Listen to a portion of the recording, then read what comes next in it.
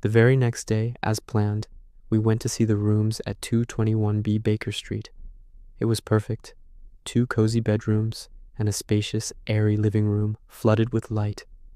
The price was right, so we shook on it then and there. We moved our things in the following day, and that's when I really started to get to know Sherlock Holmes. My new flatmate was a puzzle, to say the least. His days were a chaotic mix of things. One moment, he'd be surrounded by beakers and test tubes, lost in some strange chemical experiment that filled the flat with odd smells. The next, he'd be playing these beautiful, haunting melodies on his violin. And the visitors. He had a constant parade of the most bizarre and varied people you could ever imagine, coming and going at all hours. One man would be a costermonger, the next a nobleman. But for all this frantic energy, there were also dark periods. He'd fall into a deep melancholy, lying on the sofa for days on end, completely silent, his eyes vacant. I have to admit, I started to question my decision. Had I moved in with a madman? Just as I was beginning to have serious doubts, a letter arrived one morning. It was from a detective at Scotland Yard named Gregson. He needed help. A man had been found murdered in a deserted house in Brixton, and the police were completely stumped.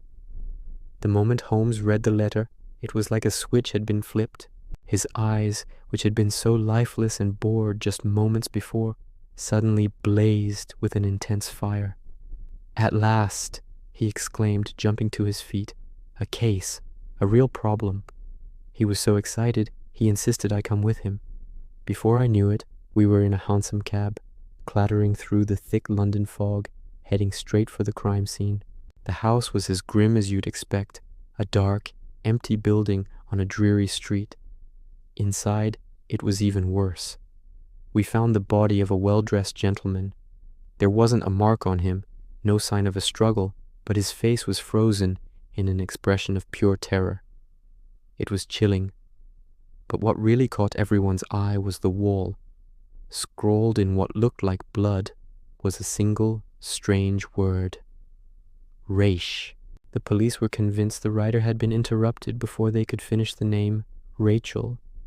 But Holmes just laughed. No, he said, his voice sharp and clear. Raich is the German word for revenge. Then he went to work.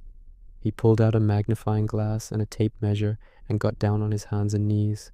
He started crawling around the room, meticulously examining every single detail, every speck of dust on the floorboards, the faint outline of a footprint by the door, the ash from a cigar. The police, including Inspector Gregson, just stood there watching him, looking utterly bewildered. To them, he was just some odd, interfering amateur. But as I watched him, I started to understand. There was a brilliant, incredible method to his madness. I was witnessing the birth of a legend. Thanks for watching. If you enjoyed this dive into the world of Sherlock Holmes, don't forget to like, subscribe, and hit that notification bell for more classic stories. See you in the next video.